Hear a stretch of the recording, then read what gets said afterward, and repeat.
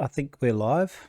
It takes a while for the delay to come through, but welcome again to just another special episode of the Stand Up Sits Down podcast. So tonight we're actually sitting down with Karen Fox. Got that right, didn't I? Karen Fox. Yeah, it's a Yes. pretty simple one, really. So yeah, we are here tonight to discuss Australia exits the WHO. Now, as you know, we are doing our government overreach month. This next week on the 19th, we have a roundtable with yourself, James Roguski, Jared Rennick, and others. And before that, I thought it'd be really interesting and I think kind of essential viewing for anybody who's going to come to that to really just learn about Australia exits the WHO and also learn about what is happening. So I do have a few questions for you, which I'll get to, but I just want to get a introduction from you first about yourself and then what exactly is Australia exits the WHO. Okay, so I'm a mother of three teenagers. I live in Tamworth, New South Wales. I have supported Reignite Democracy and several other freedom groups, starting with Stand in the Park here in Tamworth. I simply went to the TGA looking for facts behind safe and effective to work out that it was an advertising slogan with two lies. And I'm the leader of a vaccine-free family of five, which has come at a cost as it has for most people. Yes. Yep. With Australia Exits the WHO, I volunteered. I answered a Facebook post, volunteered, and I am one of eight basic volunteers that are trying to take on the globalists around our day jobs, I suppose, is a fairly good description. We really believe that the amendments to the IHR, which is the International Health Rules, and the Pandemic Treaty are the backdoor for one world government. And that's why we're working to try and make sure that they're not a reality in Australia if we possibly can. And it seems overwhelming, but basically, as our name suggests, exiting the WHO isn't impossible. No, it's not impossible, but I don't think a lot of people know how we're going to do it. So yeah, this is the point of the conversation tonight. Unfortunately, for the first five amendments that we were told they would be looking at, they hadn't looked at them in 14 months of an 18-month period of time.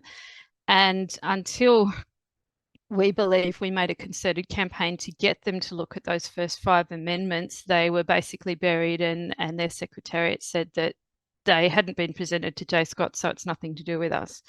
While we had everyone from Penny Wong and Tanya Plibersek down telling us that Jay Scott was looking into them. So we had a bit of a miscommunication, we might say, but we did get Jay Scott to put them on their agenda, and they rubber stamped them within a week to 10 days and put them through. We are still fighting that at the moment because we believe they haven't looked at what that means. They've looked at them in a silo. They haven't looked at them in relation to the 307 amendments that are coming. Okay, so do you think this is how would I say? Is this incompetence by government, or is this just them sort of going along with the general consensus? It's really impossible to say. They use all of their usual lines. We're working within our guidelines and within our charter, but my personal opinion is that without our campaign, this would never have gone to Jay Scott because the government doesn't want to risk anyone getting in the way of these changes. Whether the other big issue is not with our elected representatives, it's often with the bureaucrats underneath them and the information that's being filtered to the top. So a lot of the time, I think that while we would like to blame our politicians, sometimes they're not getting the correct information from the mandarins underneath them.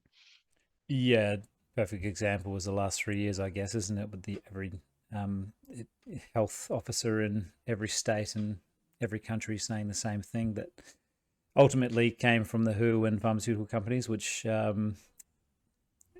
generally are the ones that are funding this whole thing. So on that, who actually funds the WHO? Very interesting question. So obviously most people, and the phrase that the politicians like to use for us is they're a member-led organisation. Well, unfortunately, 84% of their current funding comes from non-member donations. These donors are allowed to spend that funding on whatever causes or in whatever areas they wish to spend it. And the largest non-country donor and the second largest donor is the Bill and Melinda Gates Foundation, and that's closely followed by the Gates organisation Gavi. Okay. Are So companies people, allowed to fund the WHO as well, or is it only non-government yes, organizations? yes, multiple other companies and large corporations like the Rockefellers also have a stake in the WHO. Okay, so it's we can clearly see that there's some corporate interests involved in this. Well, there's a clear conflict of interest, and if what is put down in the IHR amendments is that the WHO Director General solely can declare a pandemic or a perceived pandemic. And again, in these regulations, they then have the right to declare what treatments will be given for such a pandemic and exactly what money will be spent on those treatments. And when that is obviously directed at some of your biggest donors, it's very hard to say that there's not a conflict of interest there. Yes, yes, definitely. I think we can clearly say that. Okay, so given that, obviously we don't want this to pass, but I just want to know what will happen to a country that doesn't go along with any of these amendments. Um, Say there's a new pandemic or a perceived pandemic. What will happen if the country doesn't go along with it, assuming these things pass? What will happen to them legally? Um, It's a good question because it's not obviously explicitly written down, but anything from sanctions to fines are possible with the way that this treaty is written. Um, Even the idea that some of the IHR amendments might need changes to our legislation, even our constitution. We have signed up to say that there's a time frame of 12 months to organise that within the country. And this again is something the politicians are not seeming to understand, that any vote in Parliament will be a fait accompli over to be part of this internationally. We're already bound by international law, and the clauses within those IHR amendments actually state that you will be bound to change your laws and to make any legal requirements that are needed within your country. So there's not a free vote of we'll be in it or we won't. And another thing that some of the politicians have said is that, we'll decide which parts apply to us. You can't decide which parts apply. You're either a part of this legally binding contract as a member nation or you're not. You can't pick and choose which parts of it you would deem to be applicable to your country. Okay, so so we're talking just fines though, or does it go more than that? Well, it would go sanctions possibly as well. Okay. And obviously, when the biggest corporations in the world are the ones that are behind this, exactly where they could take it is another thing altogether. Yeah, definitely. I mean, it's got the backing of the UN too. So, I mean, are we just speculation here? But we're Yeah, talking the WHO could is a UN agency. definitely. I mean, the UN's closely tied with NATO as well, and could you see any sort of action regarding NATO, um, or am I sort of That just was being a little bit too speculation at conspiratorial this here? stage. Yeah. Speculation, but along those lines, so the PPP manifesto, the one that's demanding $30 million a year, there was on the 20th of September, there was a meeting in the USA of the UN, and the bells and whistles were all about them passing this PPP manifesto. Unfortunately, 11 nations wrote to the UN and said, no, we do not support this manifesto. They include Russia and Korea. However, the UN went ahead and, in a probably a face-saving move rather than anything else, went ahead and said that yes, they had adopted this manifesto. To me, that's destabilizing, if it needs any more destabilizing world politics, because they've blindly gone along and adopted this manifesto, even though 11 nations have said, no, we do not agree. We do not agree with the way you've gone about this. We believe you've broken UN rules. There was 4 major points that these nations picked out, and yet the UN has blindly gone on and said we're adopting it anyway, without having taken a vote. Okay, and why were they allowed to do that? Well, why are they allowed to do anything that they've been up to? They're their own rulers at the moment, I believe. Yeah, what's to stop them from just saying that if they get kicked back further down the track with this stuff? Like, if let's say our leader and yeah, God forbid the USA would do it as well. If they just said, "Oh no, we don't agree with it," they just go ahead and do it anyway. Yeah. Well, the USA was out. Trump took the USA out of the WHO, and basically took their funding away. So, if enough nations band together, obviously they will lose a percentage of their funding. They're like many other bloated bureaucracies. Their most recent budget, you would think that frontline healthcare and providing of vaccines and medicines would be their core industry or their core business. Their most recent budget, they spent 13% of their funds on that, over 35% on wages and 30% on a heading that someone else has described as bribes. I can't correlate that, but corporate relations, I think, is where it went. Corporate relations, yes, I see. Mm. Like golf and hotels and champagne, I'm guessing. Well, it wasn't healthcare anyway. Now, can you tell me, can you explain? I've heard a lot about this term, One Health. What does this mean in the context of the IHR and the treaty? Well, Tess Laurie's wonderful organisation, the World Council for Health, believes that once you couple the term One Health, which means the entire biosphere, it includes animals, people, the environment. Once you couple One Health with another term they have of all of society, there's basically no limits on what the WHO is responsible for. To me, that's the most terrifying part of all of this, that once you include One Health, there's nothing within society, and that includes everything that they put underneath the climate change banner, from transport to food supplies, can be controlled by the WHO. Okay, so this is what you talk about when you're saying one world government. Yes, Okay. to keep us safe, of course.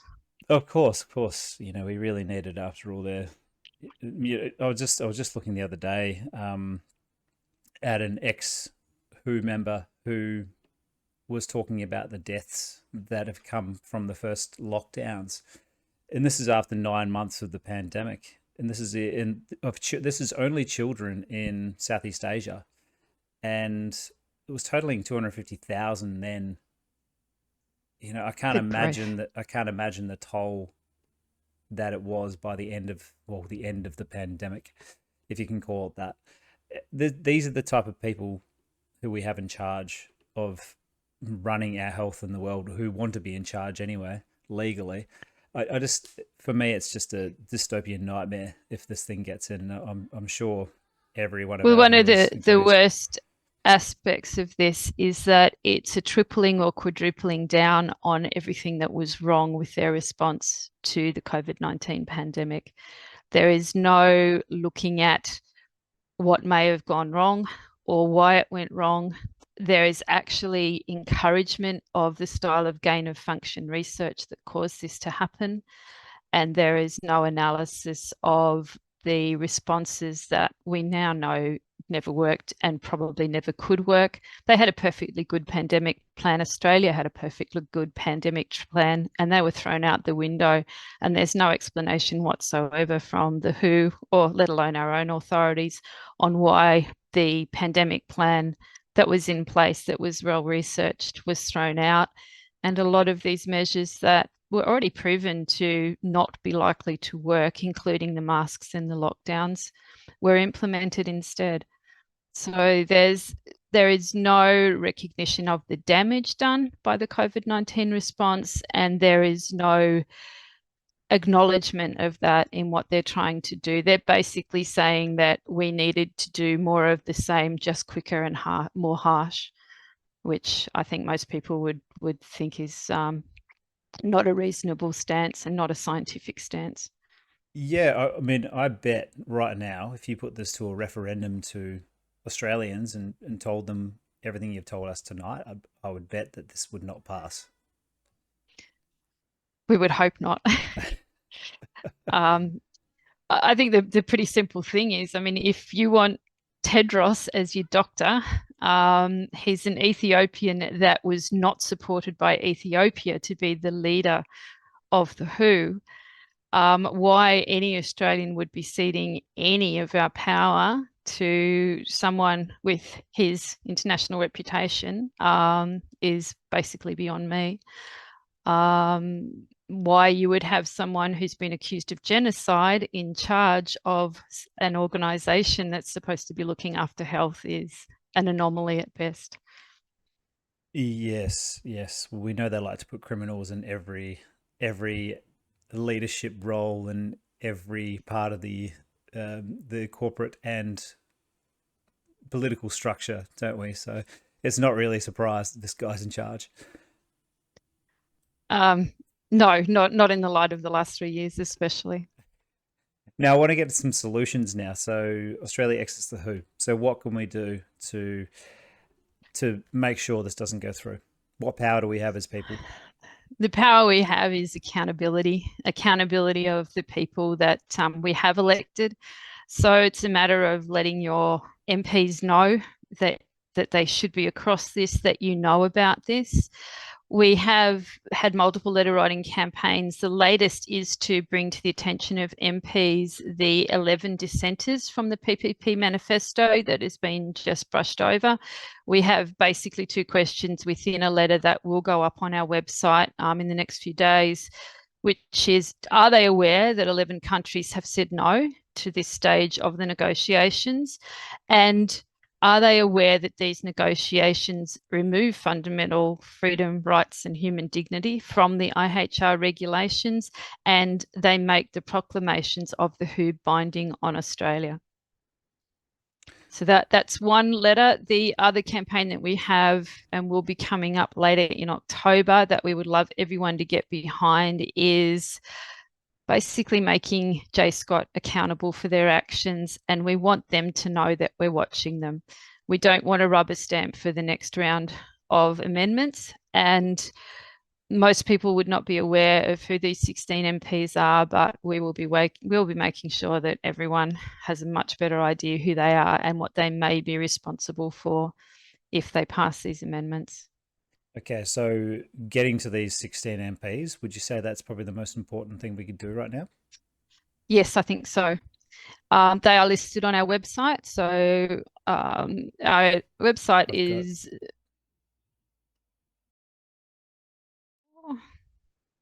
J. Scott. There we go. So go to Take Action instead if you've got that website there. Okay. Well, I think I might be having a bit of trouble with the sound if we when we switch to that next Okay. audio there. So On our website for people, if they go to the top banner and go to Take Action, there is then J. Scott underneath that. beautiful. And they can scroll down and see who those members of J. Scott are. I'll make sure that's And all we've in the got show notes anyway.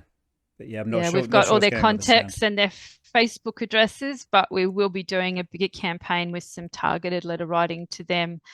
We're hoping we will reach a very large audience. We're working with a number of freedom groups on this at the moment. And we would really like Australia to know who these people are, and we would like them to know that we want them to be accountable for this. Yes, definitely, definitely. So I'll make sure that's all in the show notes for this. But yeah, Excellent. look, I think the time to of typing on our keyboards on Facebook, Twitter, anywhere, Telegram is over, and we need to start typing in these letters and sending them to our representatives, especially the ones at J Scott. Because ultimately, am I right to say the decision comes down to the Prime Minister, and he's the one that will be. Um, this is what James Roguski was telling me anyway. He's the one that will be making the final decision. He's the one that actually has to tell the WHO that we don't want to be in. I believe that he is the one that would need to have us exit the WHO. So he will not have any input, as far as I'm aware, on whether or not we accept these regulations, but he could, of course, negate it by taking us out of the WHO. And yes, I believe he's the person that would need to write that letter. Okay, all right.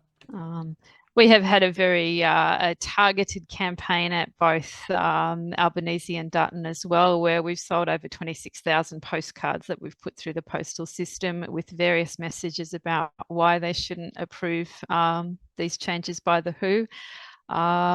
So we're thinking about 13,000 postcards with his face on them were sent to Albanese on this topic. So they can't claim that they've never heard of it, put it that way. Yeah, I think he's a bit sort of preoccupied with another thing going on at the moment. So let's hope that. That campaign's been going on for that started around 6 months ago, so that's been happening for a little while. But we are still selling those postcards from our website. But if people would like more information, the way to go there is to go to our website and join up for our newsletter. So we do approximately fortnightly newsletters. We don't spam you every day. We only send one to two newsletters every 3 weeks. But we give updates, we give courses of action. So there's obviously government consultations on various things that come up, but that the government never tells anyone exist. So there was a government consultation on the IHRs recently, a short survey, and we alert a lot of people to that. Actually got the survey extended through some contacts in Canberra. So there are a lot of things you can do. Never feel like you can't do anything. Just talking to people about all of this, even though we can't change the world quite on Facebook and social media, still sharing the posts and getting the information out there is important. We have a very active Telegram page, as well as Facebook, Twitter, and Instagram. So all of that information is available. There's a lot of information on our page. We probably haven't touched on some of the other areas, but we have a video called Crossroads, which is about the child sexual indoctrination and the CSE, or the child sex education, which I've unfortunately done quite a bit of research on myself. I'm a mother of three that I'm glad they're out of primary school, put it that way. Mm, There's a lot of other topics that we have videos on, all based around all of the things that we believe are under threat at the moment in Australia. So there's a lot of information that we've managed to put together, and we're more than happy for people to tag and share all of those videos. fantastic. So yeah, join up. I'm sure a lot of people who are watching this are on Telegram, so jump in there. And if you could just send me the links after this, I'll chuck them in the show notes as well, so people can Yep, join. will do. Yep. And there too, you've got a mailing list as well. Is that right? So, Yeah, so if you join up for the newsletter, that will put you straight onto our mailing oh, list. awesome. Great. All right. Well, thank you very much. And I apologize in advance if any of this has been on mute, because I've had a bit of a problem with my computer this week, and it looks like it might have done the same thing at certain points of time in this, but I'm pretty sure we got the gist of most of the conversation. Is there any last things you want to sort of say before we finish up? Oh, I'm just having a flick to see if there's anything really important. I think that's the major points. And I think just trying to get across to your local representatives how important this is, and that it's you're not to be brushed off, and that's the most frustrating part we've found. There's actually errors about the facts of this on the Parliamentary Library and on the Department of Health website, and so your MPs tend to quote those things, and it just sort of leads to a lot more confusion. I won't speculate on why all of this has been so confusing, or why the mistakes in various areas have not been corrected, but our MPs need to be across the detail, and they need to understand these implications. And just saying, oh, I didn't quite get it, is not going to cut it down the line. Yes, yep. Yeah, I think they're going to learn some pretty harsh, we're all going to learn some pretty harsh lessons if they don't listen and this goes through. So let's hope that's not the case. Yeah, we'll be working hard to try and stop it. And yeah, there's just the support of anyone and talking to friends, family, and anyone who else that will listen that this is a big deal is really important. Yep, it certainly is. So yeah, spread this far and wide, and yeah, please join us next week where you'll get to see Karen again, as well as other guests who are very well versed on this topic. And that is a free event as well. So just go to our website, standupnowaustralia.com.au, and click on events and just register your interest, and you'll get the link. Thanks, Karen. All right, no worries at all. I'll send those links through. Lovely. Cheers. Good night. Good night.